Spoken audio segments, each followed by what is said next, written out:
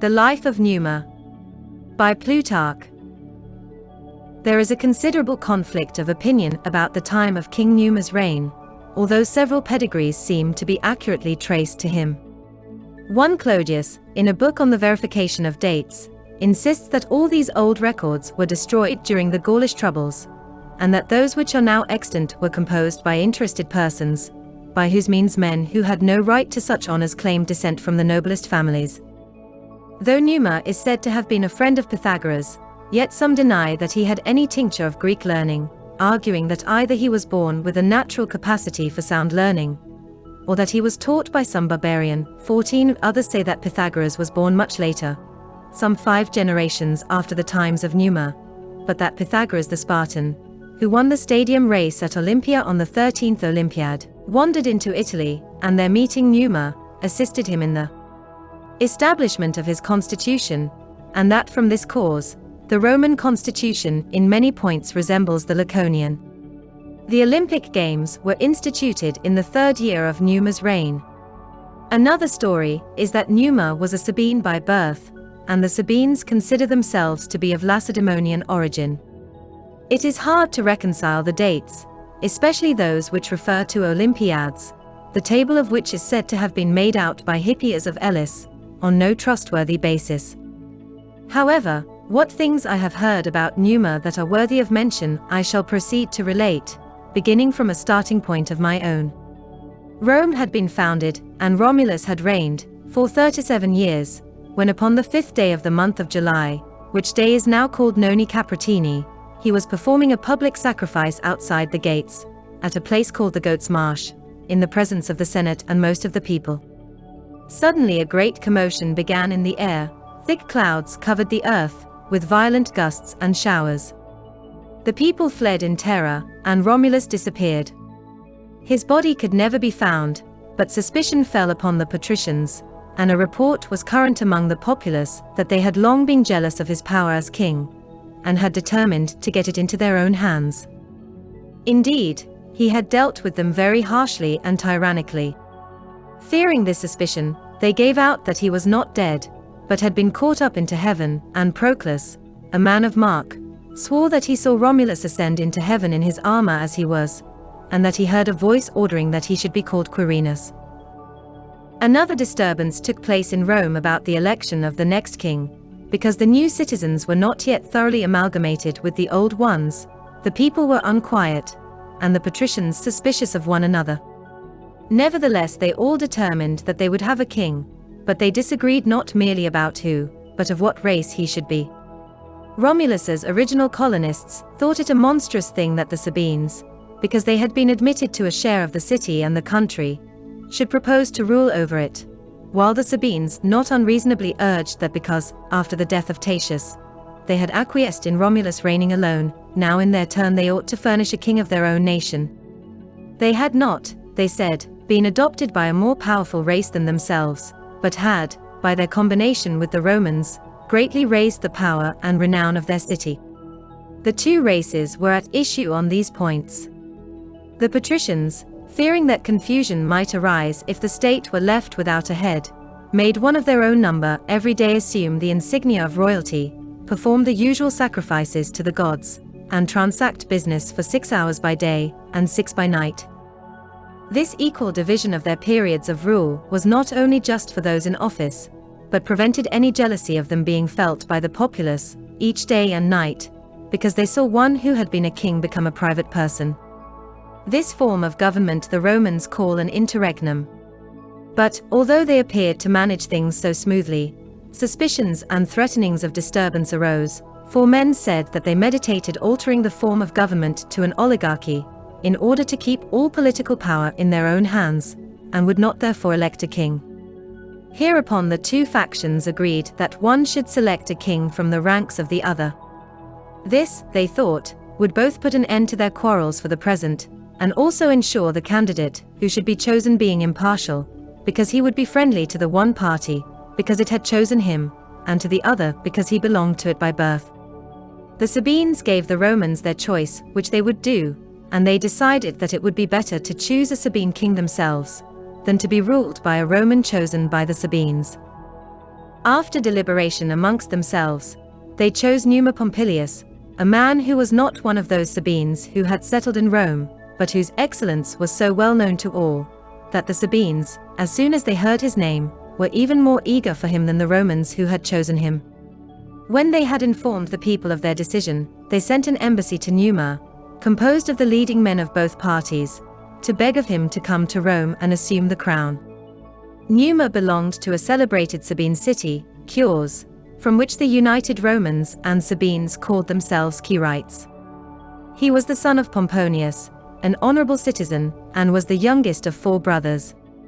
By a miraculous coincidence, he was born on the very day on which Romulus founded Rome, that is, the 10th day before the calends of May.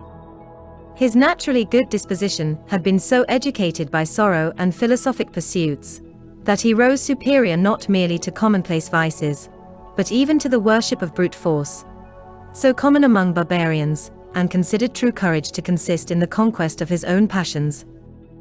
Accordingly, he banished all luxury and extravagance from his house, and was known as a trusty friend and counselor, both by his countrymen and by strangers. When at leisure, he disregarded sensual enjoyments and money-getting, but devoted himself to the service of the gods and to speculations about their nature and power, so that he obtained great celebrity. Indeed, Tatius, when he was acting as joint king with Romulus, chose him for the husband of his only daughter Tatia. But Numa was not elated by his marriage, and did not remove to the town where his father-in-law was king, but stayed where he was in Cures, among the Sabines, tending his aged father, while Tatia also preferred the quiet of a private citizen's life to the pomp which she might have enjoyed in Rome. She is said to have died in the 13th year after her marriage. Now Numa was in the habit of leaving the city, and passing much of his time in the country, wandering alone in the sacred groves and dwelling in desert places. Hence the story first arose that it was not from any derangement of intellect that he shunned human society, but because he held converse with higher beings, and had been admitted to marriage with the gods, and that, by passing his time in converse with the nymph Egeria, who loved him, he became blessed, and learned heavenly wisdom. It is evident that this is the same as many ancient myths, such as that told by the Phrygians about Attis, that of the Bithynians about Herodotus, that of the Arcadians about Endymion, and many others.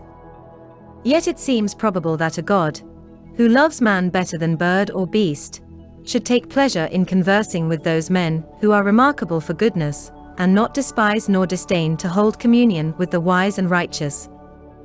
But it is hard to believe that a god or deity could feel the passion of love for a human form, although the Egyptians not unreasonably say that a woman may be impregnated by the spirit of a god, but that a man can have no material union with a god. However, it is very right to believe that a god can feel friendship for a man, and from this may spring a love which watches over him and guides him in the path of virtue. There is truth in the myths of Phorbas, of Hyacinthus, and of Admetus, who were all loved by Apollo, as was also Hippolytus of Sicyon. It is said that whenever he set sail from Sicyon to Kira on the opposite coast, the Pythia would recite the verse, "Now goes our dear Hippolytus to sea," as if the god knew that he was coming and rejoiced at it. There is also a legend that Pan loved Pindar and his verses, and for the muse's sake, Hesiod and Archilochus were honored after their deaths, while Sophocles during his life is said, by a legend which remains current at the present day, to have become the friend of Aesculapius, and on his death to have had the rites of burial supplied by the care of another god. If, then, we believe the legends which are told about these persons, why should we doubt that Zaleucus, Minos, Zoroaster, Numa, and Lycurgus were inspired by heaven, when they governed their kingdoms and gave them laws? We may suppose that the gods, when in an earnest mood, would hold converse with such men as these, the best of their kind, to talk with and encourage them, just as they visit the poets, if they do at all, when inclined for pleasure. However, if any one thinks differently, as Bacchylides says, the way is broad. The other view, which some take about Lycurgus and Numa and such men, seems very plausible, that they, having to deal with an obstinate and unmanageable people when introducing great political changes, invented the idea of their own divine mission as a means of safety for themselves. It was in Numa's 40th year that the envoys came from Rome to ask him to be king.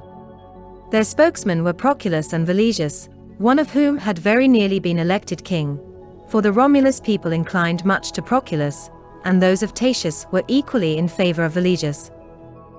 These men made a short speech, imagining that Numa would be delighted with his fortune, but it appears that it took much hard pleading to induce a man, who had lived all his life in peace, to take the command of a city which owed its origin and its increase alike to war. He said, in the presence of his father and of Marcius, one of his relations, every change in a man's life is dangerous, and when a man is not in want of anything needful, and has no cause for being dissatisfied with his lot, it is sheer madness for him to change his habits and way of life, for these, at any rate, have the advantage of security, while in the new state all is uncertain. Not even uncertain are the perils of royalty, judging from Romulus himself, who was suspected of having plotted against his partner Tatius, and whose peers were suspected of having assassinated him.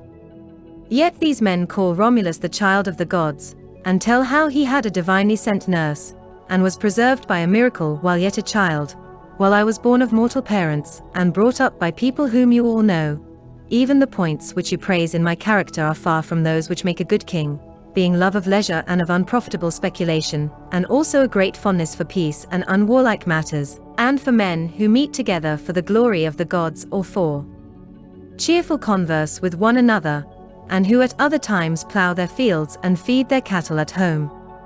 But you Romans have very likely many wars left upon your hands by Romulus, for the conduct of which the state requires a vigorous warrior in the prime of life.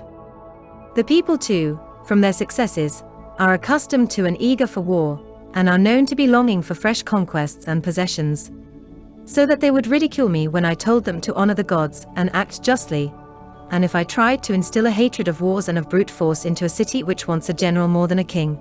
As he refused the offered crown in such terms, the Romans used every kind of entreaty to induce him to accept it, begging him not to plunge the state again into civil war, because there was no other man whom the two parties would agree to receive as their king.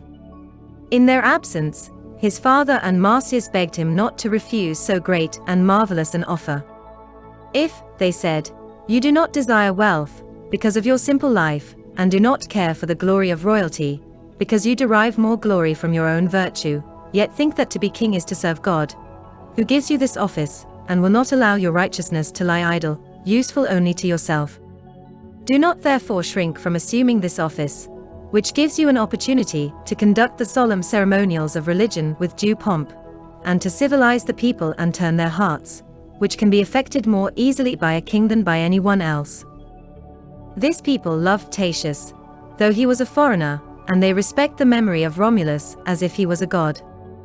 And who knows, if the people, although victorious, may not have had enough of wars, and sated with triumphs and spoils, may not be desirous of a gentle and just ruler under whom they may enjoy rest and peace. If, however, they are madly bent upon war, is it not better that you should hold the reins, and direct their fury elsewhere, becoming yourself a bond of union and friendship between the Sabine nation and this powerful and flourishing city?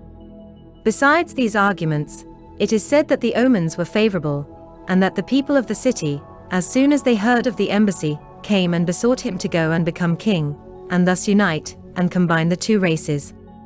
When he had made up his mind, he sacrificed to the gods and started for Rome. The Senate and people met him and showed great affection for him. The matrons also greeted him, and there were sacrifices in the temples, and every one was as joyous as if he had received a kingdom instead of a king. When they came into the forum, the interrex or temporary king, Spurius Vettius, put it to the vote, and all the people voted for Numa. When they offered him the insignia of royalty, he bade them stop, saying that he wished to have his crown confirmed to him by God as well as by man. Taking the prophets and priests, he ascended the Capitol, which the Romans at that time called the Tarpeian Hill. There the chief of the prophets made him turn towards the south, covered his head, and then standing behind him with his hand laid upon his head, he prayed, and looked for a sign or omen sent from the gods in every quarter of the heavens. A strange silence prevailed among the people in the forum, as they watched him eagerly, until a prosperous omen was observed. Then Numa received the royal robes and came down from the hill among the people. They received him with cheers and congratulations, as the most pious of men, and as beloved of heaven. When he became king, his first act was to disband the bodyguard of 300 men, whom Romulus always had kept about his person, who were called celeres, that is, swift, for Numa would not distrust a loyal people nor reign over a disloyal one. Next he instituted a third high priest, in addition to the existing priests of Jupiter and Mars, whom, in honor of Romulus, he called the Flamen Quirinalis. The elder priests are called flamines from the skull caps which they wear, and the word is derived from the Greek word for felt, for at that time Greek words were mingled with Latin ones more than now. For instance, the lena worn by the priests is said by Juba to be the Greek klena, and the boy, whose parents must be both alive, who is servant to the priest of Jupiter, is called Camillus, just as the Greeks sometimes call Hermes Mercury, Cadmilus, from his being the servant of the gods. Numa, after confirming his popularity by these measures, proceeded at once to attempt to convert the city from the practice of war and the strong hand to that of right and justice, just as a man tries to soften and mold a mass of iron. The city at that time was indeed what Plato calls inflamed and angry, for it owed its very existence to the reckless daring by which it had thrust aside the most warlike races of the country, and had recruited its strength by many campaigns and ceaseless war. And as carpentry becomes more fixed in its place by blows, so the city seemed to gain fresh power from its dangers. Thinking that it would be a very difficult task to change the habits of this excited and savage people, and to teach them the arts of peace, he looked to the gods for help, and by sacrifices, processions, and choral dances, which he himself organized and arranged, he awed, interested, and softened the manners of the Romans, artfully beguiling them out of their warlike ferocity. Sometimes he spoke of supernatural terrors, evil omens, and unpropitious voices, so as to influence them by means of superstition. These measures proved his wisdom, and showed him a true disciple of Pythagoras, for the worship of the gods was an important part of his state policy, as it is of Pythagoras' system of philosophy. His love of outward show and stratagem was also said to be derived from Pythagoras, for as the latter tamed an eagle and made it alight upon him, and when walking through the crowd at Olympia showed his golden thigh, and did all the other surprising devices which made Timon of Phlius write the epigram. Pythagoras by magic arts and mystic talk deludes men's hearts. So did Numa invent the story of his amour with a wood nymph and his secret converse with her, and of his enjoying the society of the Muses. He referred most of his prophetic utterances to the Muses, and taught the Romans to worship one of them especially, whom he called Tacita, which means silent or dumb. This seems to have been done in imitation of Pythagoras, who especially revered silence. His legislation about images was also connected with the Pythagorean doctrine, which says that first principles cannot be touched or seen, but are invisible spiritual essences, for Numa forbade the Romans to worship any likenesses of men or of beasts. Among them there was no image of a god, either carved or molded, in the early times. For 170 years they built temples, and placed shrines in them, but made no image of any living thing, considering that it was wrong to make the worse like the better, and that God cannot be comprehended otherwise than by thought. Their sacrifices also were connected with the Pythagorean doctrine.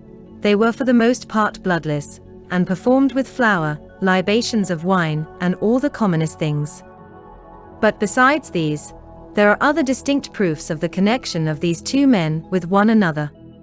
One of these is that the Romans enrolled Pythagoras as a citizen, as we are told by Epicharmus the comic poet, in a letter which he wrote to Antenor.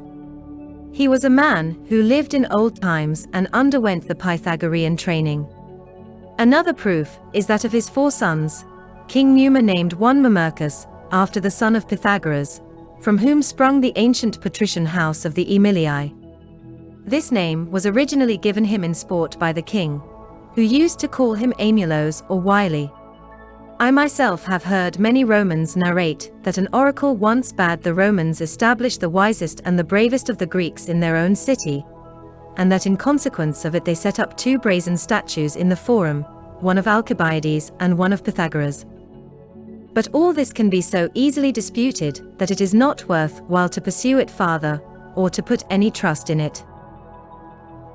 To Numa also is referred the institution of the pontifices, or high priests, and he himself is said to have been one of the first. The pontifices are so called, according to some authorities, because they worship the gods, who are powerful and almighty, for powerful in Latin is potens. Others say that it refers to an exception made in favor of possibilities, meaning that the legislator ordered the priests to perform what services lay in their power, and did not deny that there are some which they cannot. But the most usually received and most absurd derivation is that the word means nothing more than bridge builders, and that they were so named from the sacrifices which are offered upon the sacred bridge, which are of great sanctity and antiquity. The Latins call a bridge pontum.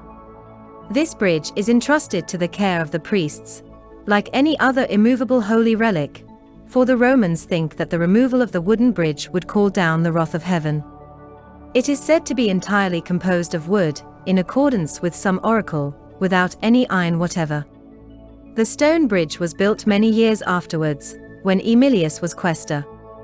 However, it is said that the wooden bridge itself does not date from the time of Numa, but that it was finished by Marcius, the grandson of Numa, when he was king. The chief priest, or pontifex maximus, is an interpreter and prophet, or rather expounder of the will of heaven. He not only sees that the public sacrifices are properly conducted, but even watches those who offer private sacrifices, opposes all departure from established custom, and points out to each man how to honor the gods and how to pray to them.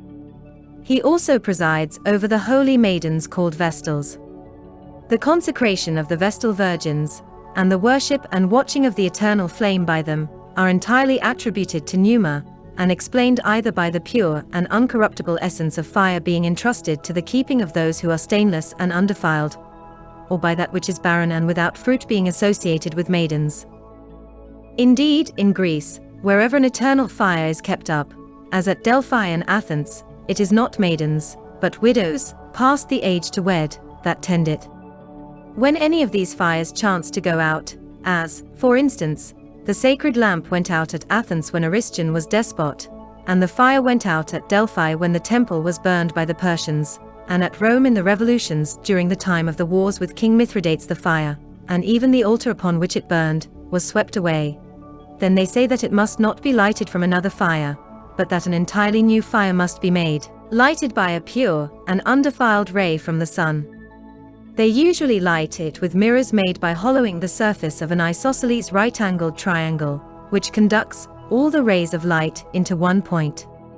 Now when it is placed opposite to the sun, so that all the rays coming from all quarters are collected together into that point, the ray thus formed passes through the thin air, and at once lights the driest and lightest of the objects against which it strikes, for that ray has the strength and force of fire itself.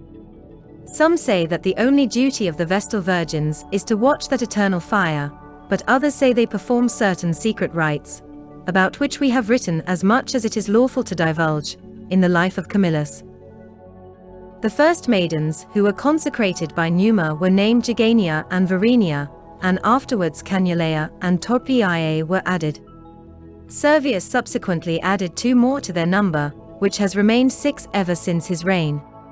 Numa ordained that the maidens should observe celibacy for 30 years, during the first 10 years of which they were to learn their duties, during the next perform them, and during the last to teach others.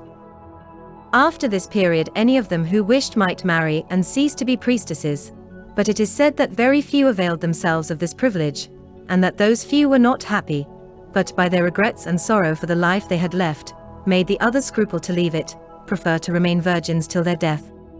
They had great privileges, such as that of disposing of their property by will when their fathers were still alive, like women who have borne 3 children.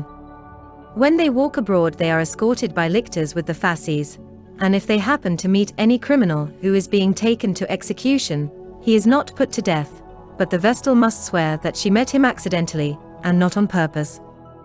When they use a litter, no one may pass under it on pain of death.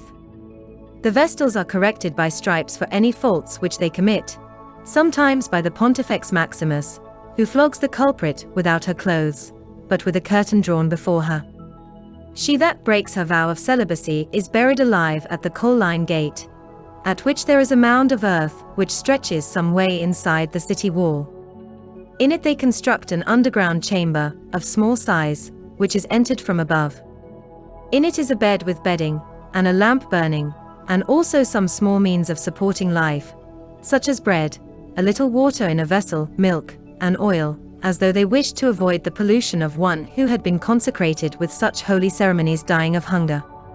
The guilty one is placed in a litter, covered in, and gagged with thongs so that she cannot utter a sound. Then they carry her through the forum. All make way in silence, and accompany her passage with downcast looks, without speaking. There is no more fearful sight than this, nor any day when the city is plunged into deeper mourning. When the litter reaches the appointed spot, the servants loose her bonds, and the chief priest, after private prayer and lifting his hands to heaven before his dreadful duty, leads her out, closely veiled, places her upon a ladder which leads down into the subterranean chamber. After this he turns away with the other priests. The ladder is drawn up after she has descended, and the site of the chamber is obliterated by masses of earth which are piled upon it, so that the place looks like any other part of the mound. Thus are the Vestals punished who lose their chastity. Numa is said to have built the temple of Vesta, which was to contain the sacred fire, in a circular form, imitating thereby not the shape of the earth, but that of the entire universe, in the midst of which the Pythagoreans place the element of fire, which they call Vesta, and the unit. The earth, they say, is not motionless, and not in the center of its orbit, but revolves round the central fire, occupying by no means the first, or the most honorable place in the system of the universe. These ideas are said to have been entertained by Plato also in his old age, for he too thought that the earth was in a subordinate position, and that the center of the universe was occupied by some nobler body. The pontifices also explain, to those who inquire of them, the proper ceremonies at funerals. For Numa taught them not to think that there was any pollution in death, but that we must pay due honors to the gods below, because they will receive all that is noblest on earth. Especially he taught them to honor the goddess Libitina, the goddess who presides over funeral rites, whether she be Proserpine, or rather Venus, as the most learned Romans imagine, not unnaturally referring our birth and our death to the same divinity. He also defined the periods of mourning, according to the age of the deceased. He allowed none for a child under 3 years of age, and for one older the mourning was only to last as many months as he lived years, provided those were not more than 10. The longest mourning was not to continue above 10 months, after which space widows were permitted to marry again, but she that took another husband before that term was out was obliged by his decree to sacrifice a cow with calf. Of Numa's many other institutions, I shall only mention 2, that of the Salii and of the Fetiales, which especially show his love of justice. The Fetiales are, as it were, guardians of peace, and in my opinion obtain their name from their office, for they were to act as mediators, and not to permit an appeal to arms before all hope of obtaining justice by fair means had been lost. The Greeks call it peace when 2 states settle their differences by negotiation, and not by arms, and the Roman Fetiales frequently went to states that had done wrong and begged them to think better of what they had done. If they rejected their offers, then the Fetiales called the gods to witness, invoked dreadful curses upon themselves and their country, if they were about to fight in an unjust cause, and so declared war. Against the will of the Fetiales, or without their approval, no Roman, whether king or common soldier, was allowed to take up arms, but the general was obliged first to have it certified to him by the Fetiales that the right was on his side, and then to take his measures for a campaign. It is said that the great disaster with the Gauls befell the city in consequence of this ceremony having been neglected. The barbarians were besieging Clusium. Fabius Ambustus was sent as an ambassador to their camp to make terms on behalf of the besieged. His proposals met with a harsh reply, and he, thinking that his mission was at an end, had the audacity to appear before the ranks of the men of Clusium in arms, and to challenge the bravest of the barbarians to single combat. He won the fight, slew his opponent and stripped his body, but the Gauls recognized him, and sent a herald to Rome, complaining that Fabius had broken faith, and not kept his word, and had waged war against them without its being previously declared. Hereupon the Officiales urged the Senate to deliver the man up to the Gauls, but he appealed to the people, and by their favor escaped his just doom. Soon after the Gauls came and sacked Rome, except the capital. But this is treated of more at length in the life of Camillus. The priests called Salii are said to owe their origin to the following circumstances. In the 8th year of Numa's reign, an epidemic raged throughout Italy, and afflicted the city of Rome. Now amidst the general distress, it is related that a brazen shield fell from heaven into the hands of Numa. Upon this the king made an inspired speech, which he had learned from Egeria and the Muses. The shield, he said, came for the salvation of the city, and they must guard it, and make 11 more like it, so that no thief could steal the one that fell from heaven, because he could not tell which it was. Moreover, the place and the meadows round about it, where he was wont to converse with the Muses, must be consecrated to them, and the well by which it was watered must be pointed out as holy water to the Vestal Virgins, that they might daily take some thence to purify and sprinkle their temple. The truth of this is said to have been proved by the immediate cessation of the plague. He bade workmen compete in imitating the shield, and when all others refused to attempt it, Veturius Mamurius, one of the best workmen of the time, produced so admirable an imitation, and made all the shields so exactly alike, that even Numa himself could not tell which was the original. He next appointed the Salii to guard and keep them. These priests were called Salii, not, as some say, after a man of Samothrace, or of Mantinea named Salius, who first taught the art of dancing under arms, but rather from the springing dance itself, which they dance through the city when they carry out the shields in the month of March, dressed in scarlet tunics, girt with brazen girdles, with brazen helmets on their heads and little daggers with which they strike the shields. The rest of their dance is done with their feet. They move gracefully, whirling round, swiftly and airily counterchanging their positions with light and vigorous motions according to rhythm and measure. The shields are called uncilia, because of their shape, for they are not round, nor with a perfect circumference, but are cut out of a wavy line, and curl in at the thickest part towards each other. Or they may be called uncilia after the name of the elbow, ankon, on which they are carried. At least so Juba conjectures in his endeavors to find a Greek derivation for the word. The name may be connected with the fall of the shield from above, anakathon, or with the healing, achesis, of the plague, and the cessation of that terrible calamity, if we must refer the word to a Greek root. It is related that, to reward Mamurius for his workmanship, his name is mentioned in the song which the Salii sing while they dance their Pyrrhic dance. Others, however, say that it is not Veturium Memoriam that they say, but Veterum Memoriam, which means ancient memory.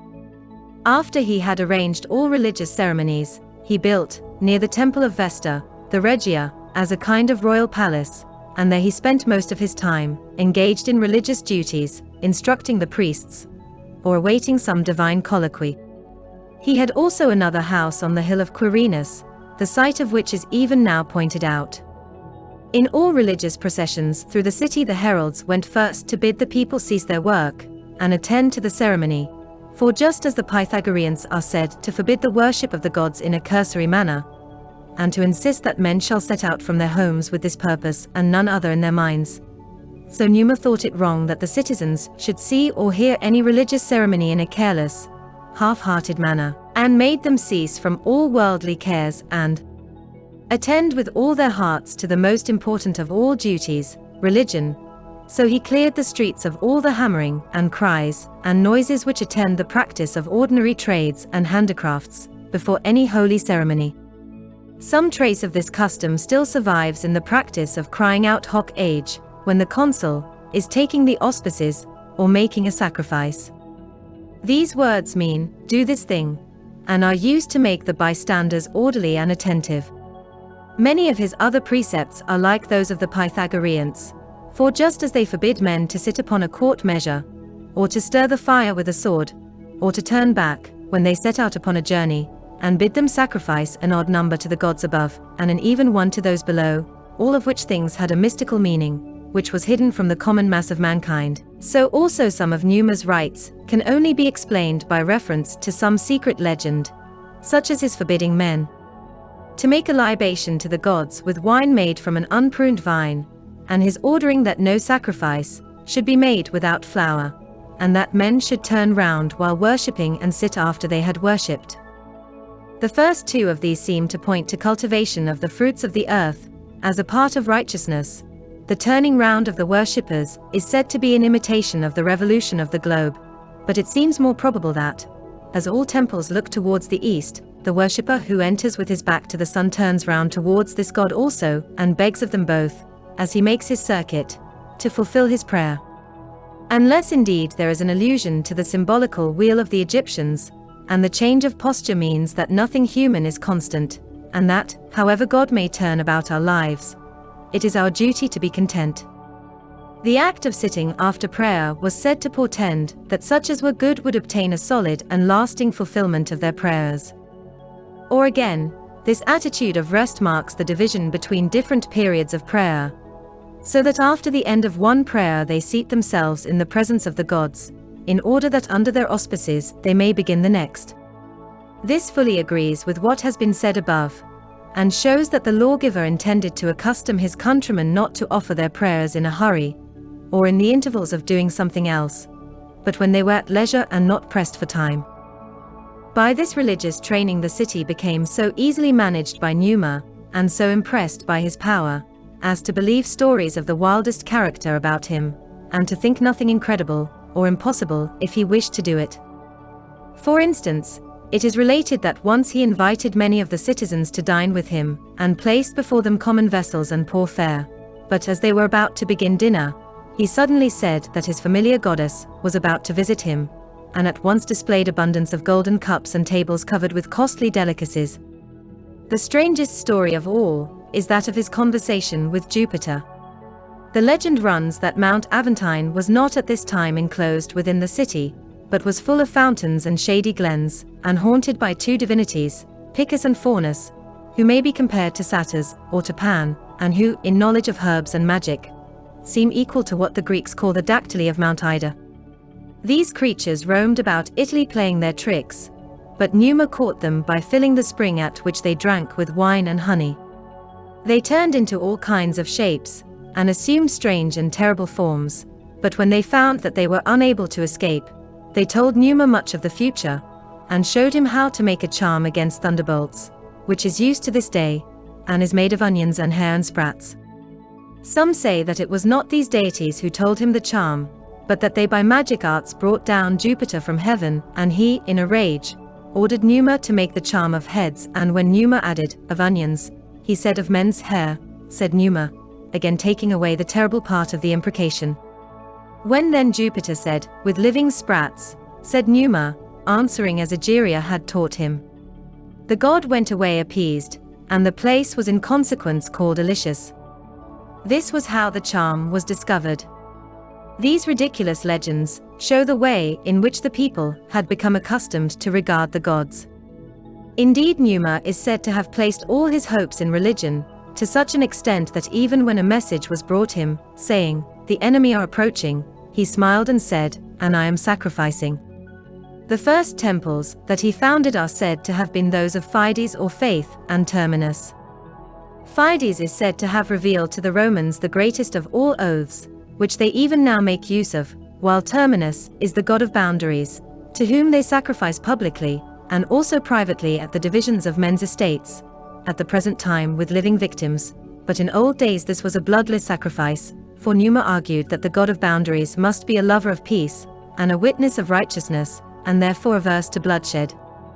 Indeed, Numa was the first king who defined the boundaries of the country, since Romulus was unwilling, by measuring what was really his own, to show how much he had taken from other states, for boundaries, if preserved, are barriers against violence.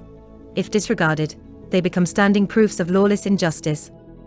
The city had originally but a small territory of its own, and Romulus gained the greater part of its possessions by the sword.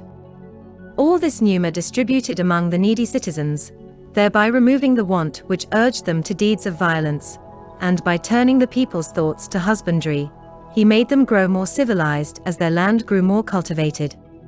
No profession makes men such passionate lovers of peace as that of a man who farms his own land, for he retains enough of the warlike spirit to fight fiercely in defense of his own property, but has lost all desire to despoil and wrong his neighbors.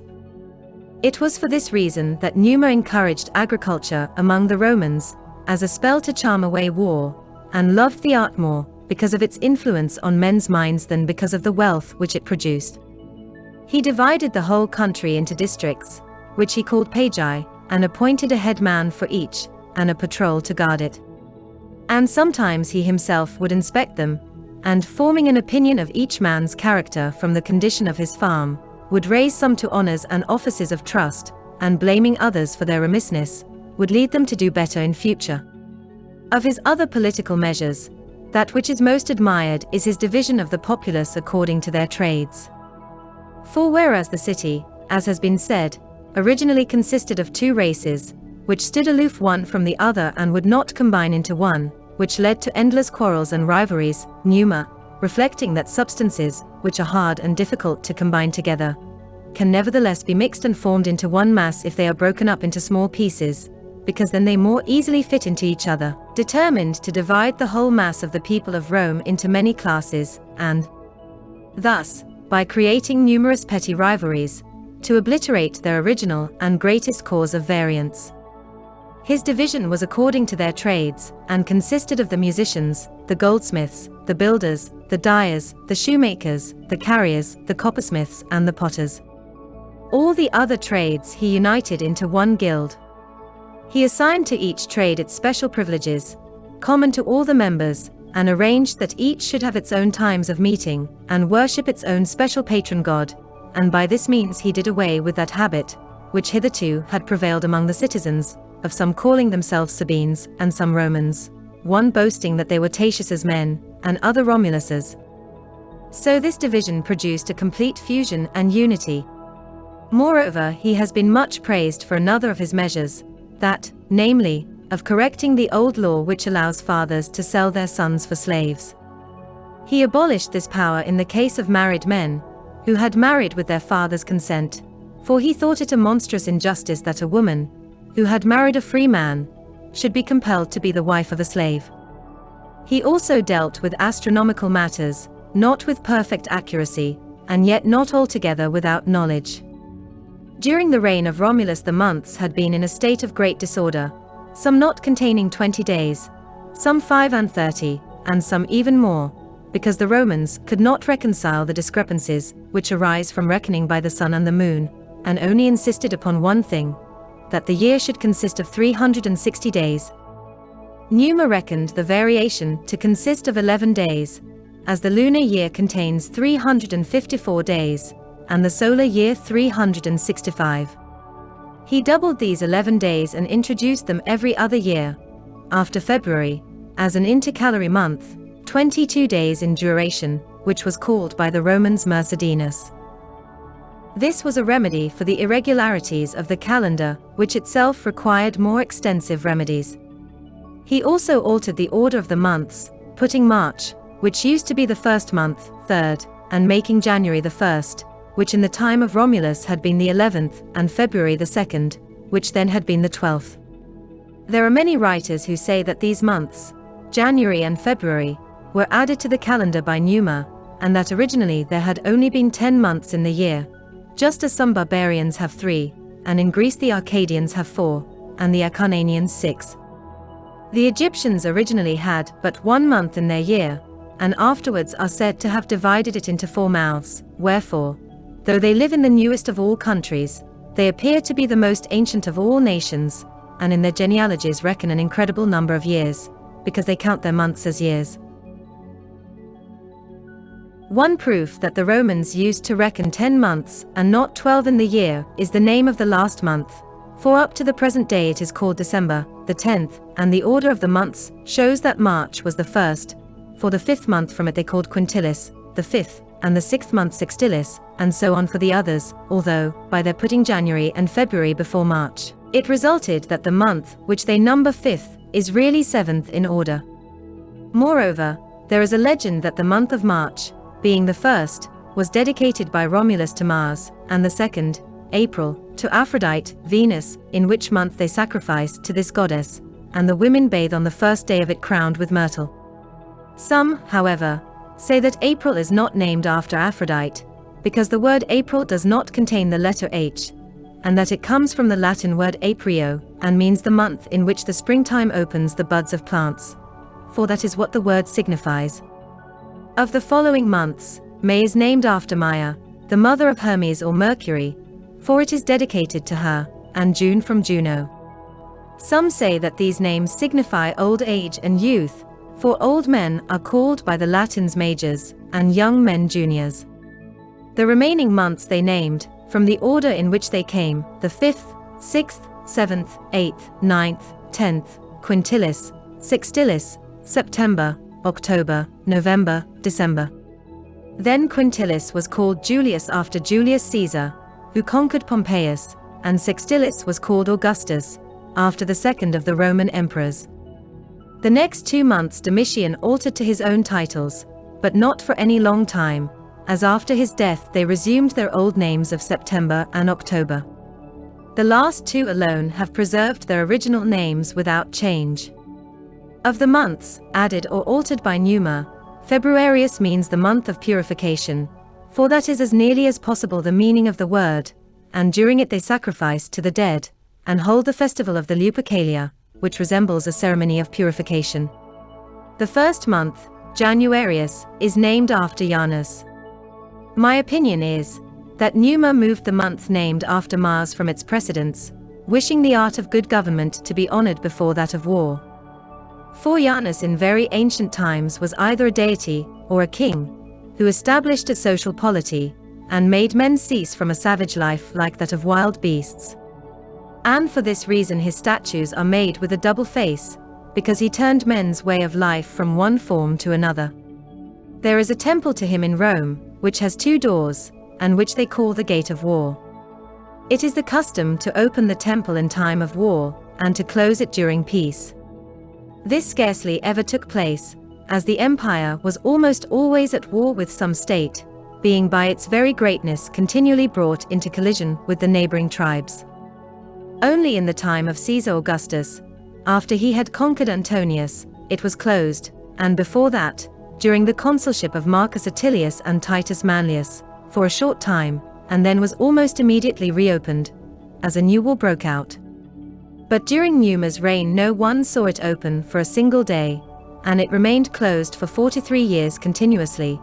So utterly had he made wars to cease on all sides.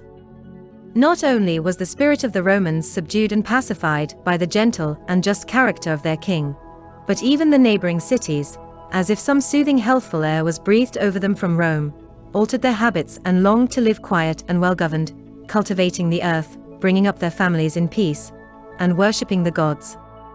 And gay festivals and entertainments, during which the people of the various states fearlessly mixed with one another, prevailed throughout Italy, for Numa's knowledge of all that was good and noble was shed abroad like water from a fountain, and the atmosphere of holy calm, by which he was surrounded spread over all men. The very poets, when they wrote of that peaceful time, were unable to find adequate expressions for it, as one writes, "Across the shields are cobwebs laid. Rust eats the lance and keen-edged blade. No more we hear the trumpets bray. And from our eyes no more is slumber chased away. No war, revolution, or political disturbance of any kind is recorded during Numa's reign, neither was there any envy or hatred of him, or any attempt by others to obtain the crown, but either fear of the gods who visibly protected him, or reverence for his virtues, or the special grace of heaven, made men's lives innocent and untainted with evil, and formed a striking proof of the truth of what Plato said many years afterwards, that the only escape from misery for men is when by divine providence philosophy is combined with royal power, and used to exalt virtue over vice. Blessed indeed is the truly wise man, and blessed are they who hear the words of his mouth. Indeed his people require no restraints or punishments, but seeing a plain example of virtue in the life of their chief, they themselves of their own accord reform their lives, and model them upon that gentle and blessed rule of love, and just dealing one with another, which it is the noblest work of politicians to establish. He is most truly a king who can teach such lessons as these to his subjects, and Numa beyond all others seems to have clearly discerned this truth. Historians differ in their accounts of his wives and children. Some say that he married Tatia alone, and was the father of one daughter only, named Pompilia, but others, besides her, assigned to him 4 sons, named Pompo, Pinus, Calpus, and Mamercus, from whom descended the 4 noble families of the Pomponii, Pinarii, Calphurnii, and Mamerci, which for this reason took the title of Rex, that is, king. Others again say that these pedigrees were invented to flatter these families, and state that the Pompilian family descends not from Tatia, but from Lucretia, whom he married after he became king. All, however, agree that Pompilia married Marcius, the son of that Marcius who encouraged Numa to accept the crown. This man accompanied Numa to Rome, was made a member of the Senate, and after Numa's death laid claim to the crown, but was worsted by Tullus Hostilius and made away with himself. His son Marcius, who married Pompilia, remained in Rome, and became the father of Ancus Marcius, who was king after Tullus Hostilius, and who was only 5 years old when Numa died. We are told by Piso that Numa died, not by a sudden death, but by slow decay from sheer old age, having lived a little more than 80 years. He was enviable even in death, for all the friendly and allied nations assembled at his funeral with national offerings. The senators bore his bier, which was attended by the chief priests, while the crowd of men, women and children who were present, followed with such weeping and wailing, that one would have thought that, instead of an aged king, each man was about to bury his own dearest friend, who had died in the prime of life. At his own wish, it is said, the body was not burned, but placed in 2 stone coffins and buried on the Janiculum hill. One of these contained his body, and the other the sacred books, which he himself had written, as Greek legislators write their laws upon tablets. During his life he had taught the priests the contents of these books, and their meaning and spirit, and ordered them to be buried with his corpse, because it was right that holy mysteries should be contained, not in soulless writings, but in the minds of living men. For the same reason they say that the Pythagoreans never reduced their maxims to writing, but implanted them in the memories of worthy men, and when some of their difficult processes in geometry were divulged to some unworthy men, they said that heaven would mark its sense of the wickedness which had been committed by some great public calamity. So that, as Numa's system so greatly resembled that of Pythagoras, we can easily pardon those who endeavor to establish a connection between them. Valerius of Antium says that 12 sacred books, and 12 books of Greek philosophy, were placed in the coffin. 400 years afterwards, when Publius Cornelius and Marcus Bebius were consuls, a great fall of rain took place, and the torrent washed away the earth and exposed the coffins. When the lids were removed, one of the coffins was seen by all men to be empty, and without any trace of a corpse in it. The other contained the books, which were read by Petilius the praetor, who reported to the Senate that in his opinion it was not right that their contents should be made known to the people, and they were therefore carried to the Comitium and burned there. All good and just men receive most praise after their death, because their unpopularity dies with them or even before them, but Numa's glory was enhanced by the unhappy reigns of his successors. Of 5 kings who succeeded him, the last was expelled and died in exile, and of the other 4, not one died a natural death, but 3 were murdered by conspirators, and Tullus Hostilius, who was king next after Numa, and who derided and insulted his wise ordinances, especially those connected with religion, as lazy and effeminate, and who urged the people to take up arms, was cut down in the midst of his boastings by a terrible disease, and became subject to superstitious fears in no way resembling Numa's piety. His subjects were led to share these terrors, more especially by the manner of his death, which is said to have been by the stroke of a thunderbolt. Thank you for watching. If you appreciate our content, please let the YouTube algorithm know by hitting the like and subscribe buttons. See you next time.